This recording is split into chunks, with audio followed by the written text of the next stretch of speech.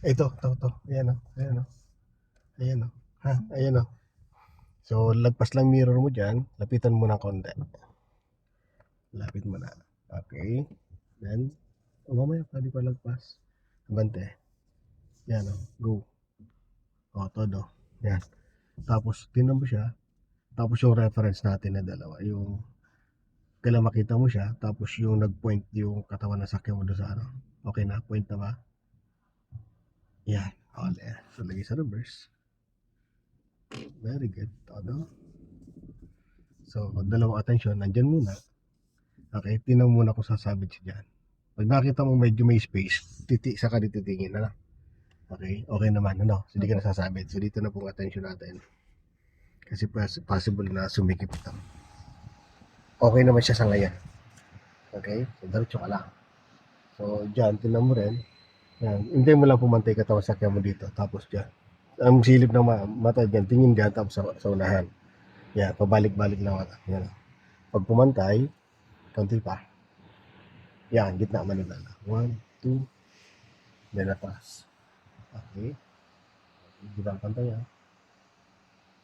Yan. Sige lang. Okay. Stop. Okay. So, medyo masikip lang konti dito sa kaliwa mo. Adjust na lang tayo. Ganito yung pag-adjust yan. Ibigay mo sa drive. Punta ko sa unahan. Then, kabi ka na pag ganun. Konti dito sa kanan. Then, bawiin mo. Pabalik. Para pumantay. Yan. Pagpantay na yan, di pa? Gitna manibela. Gitna. Then, atras ka na. So, pantay na yan. No? So, minsan kasi ganun nangyayari. Minsan, kala natin okay na. Yan. Ito, perfect na. Yung distance mo dyan saka dito sa kaliwa at kanan, okay na yan. Tapos dito sa unahan na. So, dito lang ba, babantayan mo lang ba? So, ganun talaga yung pagkupark. Ano po? So, hindi maiwasan na mag-adjust. Kahit mga galing na driver, talagang nag-a-adjust at nag-a-adjust. Yan o. Okay, stop na. No.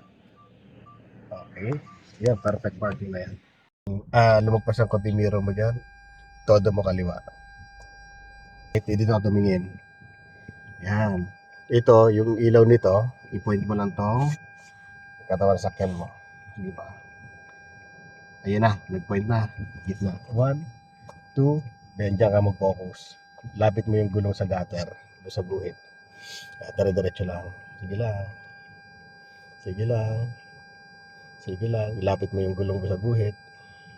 Yan, lalapit mo yan dyan. Yan, lumapit na. Yan, todo mo na madibela sa kanan. Yan, then, atras lang. Diyan ka pa rin tumingin. Tingnan mo kung pumantay na.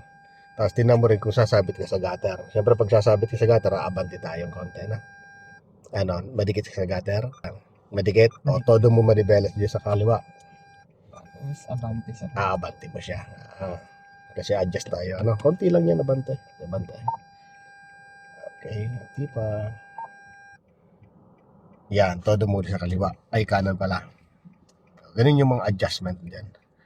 Then, reverse mo siya. No? Hanggang pumantay ka na lang. Pamantay na katawan sakyan mo dyan sa katawan yan. Tapos dito.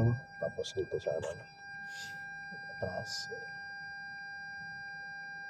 iyan. Gitna lang. No? Gitna ang manibela mo. 1, 2,